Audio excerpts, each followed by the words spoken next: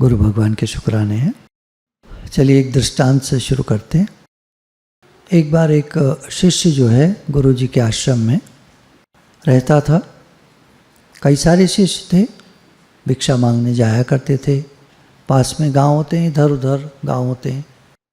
तो एक गांव की तरफ जाता था, भिक्षा लेकर आता था, कोई बात नहीं, चल रहा था। एक दिन क्या होता है, वो देखता है इधर के सीधे हाथ की तरफ एक पेड़ के पीछे एक लड़का खड़ा कुछ देख रहा है इधर की तरफ। तो इधर एक नदी बहती थी पास में, बहुत टाइम से वो तो हमेशा जाता ही था, नदी बहती थी, कोई बात नहीं। तो लड़के को जब ऐसे देखते हुए, छुप कर के देखते हुए देखता है, तो इधर देखता है लेफ्ट में नदी है, तो वहाँ कुछ लड़कियाँ स्नान कर रही हैं। उसको अजीब सा लगता है, क्या देख रहा है ऐसे। खैर वो चला जाता है गांव में भिक्षा मांग के वापस। 2 दिन 3 दिन 4 दिन वो लड़का ऐसे ही खड़ा होकर झांक रहा होता है पेड़ के पीछे से।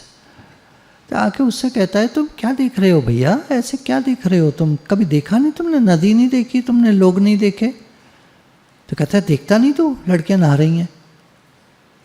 बड़ा अजीब सा लगता है इसको। खैर चला जाता है गांव, भिक्षा मांग कर ला कर के वापस। अगले दिन आता है तो वो लड़का वहाँ नहीं था पेड़ के पीछे।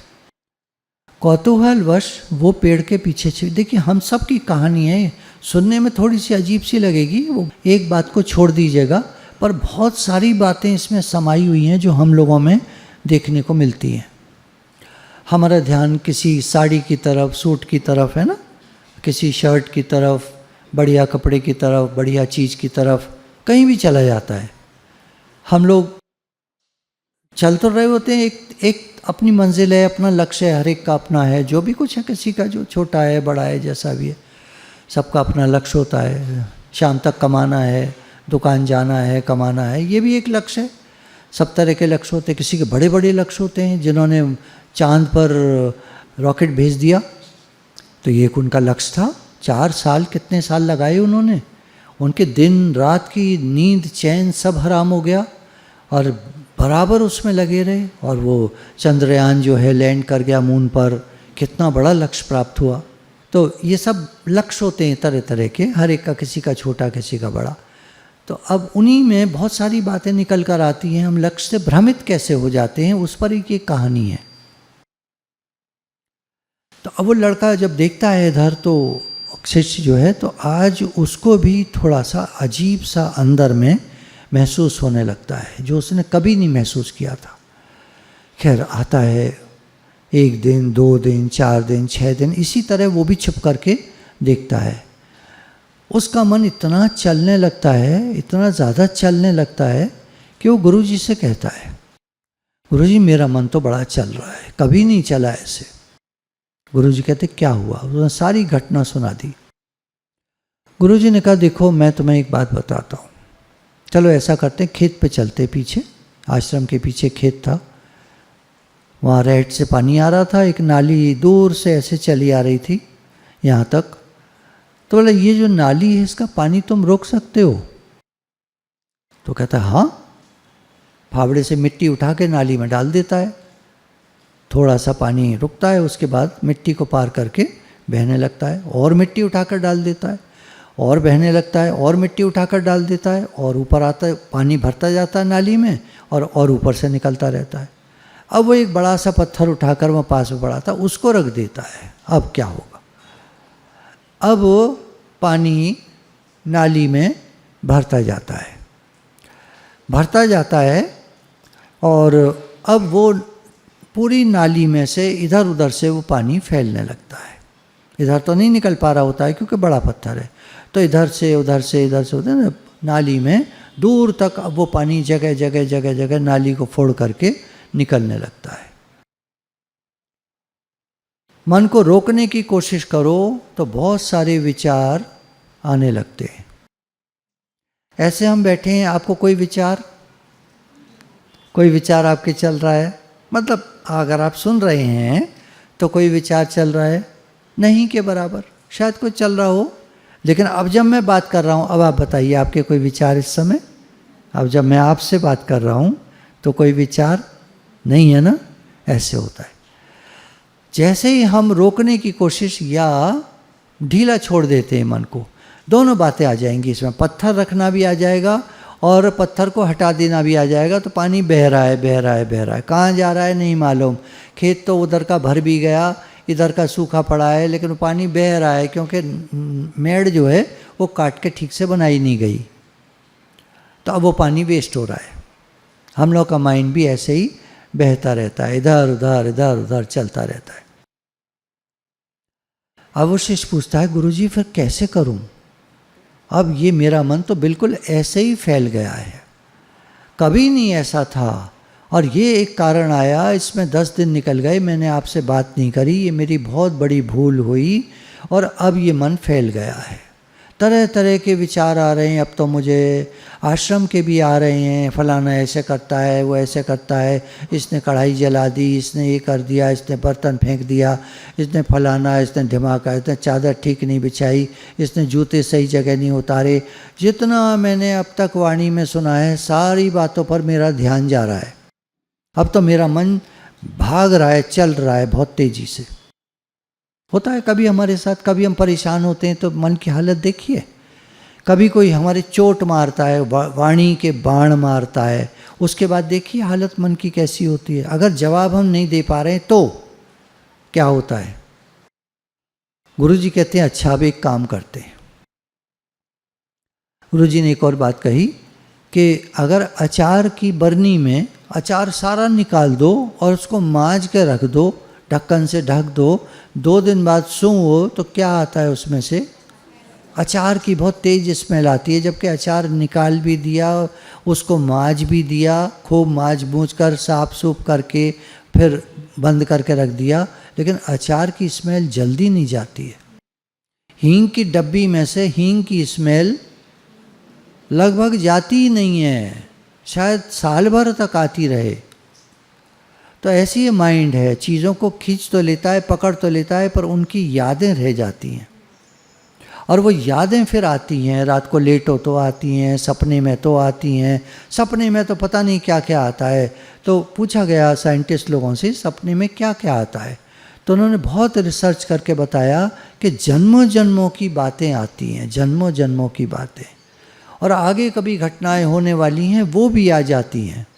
क्योंकि माइंड में जो हमारी चिप है, जिसको जीवात्मा कहते हैं, वो जीवात्मा में हमारे पीछे के सारे जन्म और आगे के सारे जन्म स्टोर्ड हैं। हमारी कहानी बनी पड़ी है, जैसे एक पिक्चर की स्टोरी बनी पड़ी होती है। सीडी में वो पिक्चर होती है या पेन ड्राइव में होती है वो मूवी, उसको लगा देते हैं कंप्यूटर से और वो पूरी डिस्प्ले होती है सामने स्क्रीन पर, पूरी मूवी दिखाई देती है शुरू से आखिर तक। उसके बाद की मूवीज़ और मूवीज़ और मूवीज़ सारी आपने डाउनलोड करके रख दी हैं, तो उसमें हार्ड डिस्क में, पेन ड्राइव में आपकी सारी मूवीज़ स्टोर्ड हैं। हमारे जन्म जन्म के जो होने वाली हैं बातें, जन्म जन्म की रील हमारे माइंड में स्टोर्ड है। जीवात्मा उन सब को लेके बैठा है। कहाँ बैठा है? सबकॉन्शियस माइंड से जुड़ा हुआ है। अवचेतन मन से हमारा जीवात्मा जुड़ा हुआ है, और जीवात्मा जुड़ा हुआ है ब्रह्मांड से। लॉ ऑफ अट्रैक्शन यही कहता है कि आप जिस चीज़ की धारणा बना लोगे, सबकॉन्शियस माइंड में बिठा लोगे, वो चीज़ पूरी होने लगेगी। सारी कायनात आपकी उस इच्छा को पूरी करने में लग जाती है। सबकॉन्शियस माइंड में बिठाना होता है एक बार बात को, अंदर तक बैठ जाए किसी बच्चे का लक्ष्य कि मुझे करना है, करना है तो करना है, तो वो जो माइंड है वो जुड़ा हुआ है यूनिवर्सल कॉन्शियसनेस से, परमात्मा से, वो बात पूरी कराने में लग जाता है। अब हाँ, और हेतु भी आते हैं। पुरुषार्थ में कमी हो सकती है, भाग्य में कोई खराबी हो सकती है, कोई कारण हो सकता है, लेकिन वो सब कारण बहुत कम हैं कंपेरेबल टू सबकॉन्शियस माइंड की पावर की। इट इज़ वेरी पावरफुल, ऐसे साइंटिस्ट लोग बोल रहे हैं। तो अब वो शिष्य पूछता है, गुरुजी फिर मैं कैसे करूं, इस मन का नियंत्रण कैसे करूं?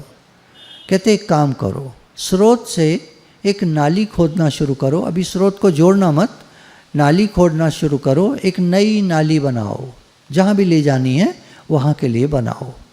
अब वो खोद करके एक नाली बनाता जाता है। जब बन जाती है कहता है अब गुरुजी क्या करूं, अब स्रोत से वो पानी इसमें खोल दो, और वो जो पुरानी नाली है उसका स्रोत से जो जुड़ाव है उसको बंद कर दो। वहीं पर बंद कर दोगे तो वो रुक जाएगा, बस फिर पानी बहना खत्म पुरानी नाली में। अब नई नाली में पानी आएगा। बोले गुरुजी इसका क्या मतलब है? बोले करो तो। करा उसने पुरानी नाली को, नई नाली को जब खोल दिया, पुरानी नाली को बंद कर दिया, तो अब पुरानी नाली में पानी जाना बंद हो गया। अब वो धीरे धीरे ज़मीन में सीपेंट करने लगा, जाने लगा, और वो नाली सूख सी गई। 2-4 दिन बाद वो नाली सूख गई, 15 दिन बाद बिल्कुल जर्जर सी सूखी सी हो गई, साल भर बाद वो नाली वहाँ लगभग नहीं के बराबर थी। तो ये सारा दृष्टांत है, इतनी जल्दी तो सब कुछ नहीं हो जाएगा, दृष्टांत है समझाने के लिए। नई नाली में पानी उसको जहाँ ले जाना था वो ले जाता रहा। तो बोला ये तुम्हारा नया लक्ष्य है। मन को रोकने का उपाय, मन रुकता नहीं है, नाली का पानी तो आएगा, मन रुकता नहीं है, तुम रोक नहीं सकते। एक लक्ष्य निर्धारित कर दो उसको, एक नया लक्ष्य निर्धारित। मान लीजिए एक काम हमने खोला, बहुत बढ़िया नहीं चल पाया, कोई नहीं चल पाया, कोशिश करी, बहुत कोशिश करी, कहते हैं लगे रहो, परसिवेरेंस, लगे रहो। लगे रहने के बाद भी हमको दिख रहा है ये शायद नहीं हो पाएगा। अब नया काम खोल दो, अब सारी एनर्जी को नए काम में लगा दो। देखो वहाँ से ध्यान हट जाएगा, उस काम को चलना होगा, क्लिक करना होगा, भगवान की मर्जी होगी तो क्लिक कर जाएगा, नहीं करना होगा तो नए काम में एनर्जी को लगा दो। अब वो माइंड में वो जो पुरानी बातें चलती थी वो धीरे धीरे फेड आउट हो जाएंगी, ख़त्म होती चली जाएंगी। हम लोग जब सत्संग से जुड़े, पुरानी मन में कितनी सारी बातें थी। मेरे तो क्या था ना, पुरानी कोठी थी, उसका प्लास्टर गिरता था, लोग कहते ना छत गिर जाएगी, छत गिर जाएगी से मतलब होता है उनका प्लास्टर गिर जाएगा। तो कहते, तो लोग मुझसे कहते थे तुम्हारी छत गिर जाएगी, मैं घबरा जाता था। अब मेरे को समझ तो थी नहीं, मैं भी लड़का सही था, बिल्कुल स्टूडेंट ही तो था, तो मैं घबरा जाता था, छत गिर जाएगी फिर कैसे होगा, हम मर जाएंगे, ऐसे करके तो लोग डरा देते हैं। तो वो चीज़ें घूमा करती थी मन में, बहुत सारी बातें थी, पुरानी कोठी की पुरानी तकलीफ़ें थी, पुरानी बातें थी, बहुत सारे झंझट थे, वो सारे झंझट दिमाग में घूमते थे। मैं कुछ अच्छा कर ही नहीं पाता था, कभी पढ़ाई में अच्छा नहीं कर पाया, बिजनेस अच्छा नहीं कर पाया। फिर जब सत्संग मिला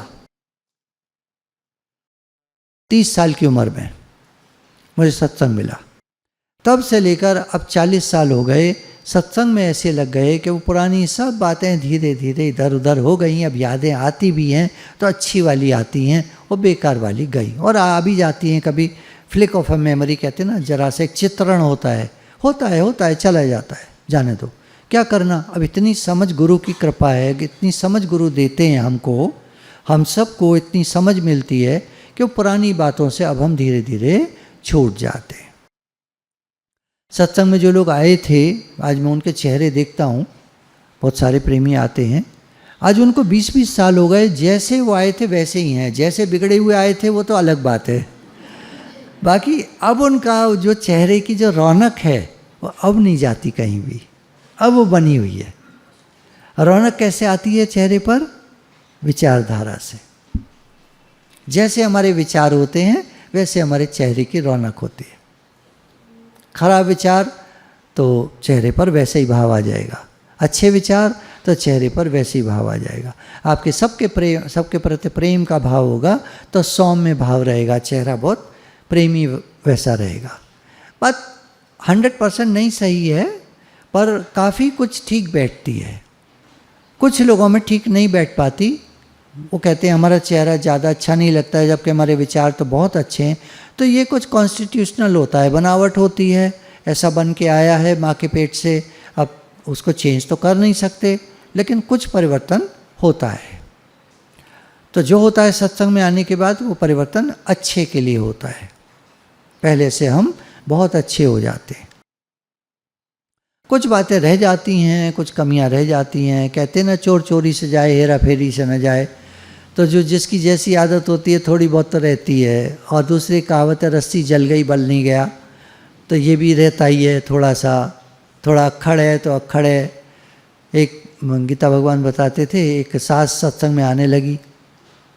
अब आने लगी, थोड़े दिन बाद बहू ने आके बताया कि अब तो इनमें चेंज तो एक आ गया है। घर जाके कहती हैं, मतलब हरिओम करती हैं घर जाके। तो गीता भगवान ने कहा अच्छा हरिओम करती हैं? बोले हाँ, लेकिन रस्सी जल गई, बल नहीं गया। कहती हैं हरिओम। अरे ये कोई तरीका है मतलब हरिओम हरिओम, है ना?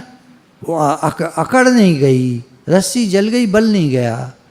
तो कुछ लोगों में होता है, ऐसा नहीं कि सारे सत्संग में आने वाले पूरा बदल जाते हैं, पर काफ़ी कुछ चेंजेस आते हैं, काफ़ी कुछ आते हैं। बहुत शुक्राने भगवान के। तो हमारी वो बात अब बस पूरी हो जाती है कि शिष्य ने जब देखा नई नाली बन गई, तो गुरु जी ने कहा इसी प्रकार तुम एक जब नया लक्ष्य बना लेते हो तो तुम्हारी वृत्तियां फैलने से रुक जाती हैं। अब तुम्हारा मन कहीं नहीं फैलता और सीधे तुम लक्ष्य की तरफ चल पड़ते हो।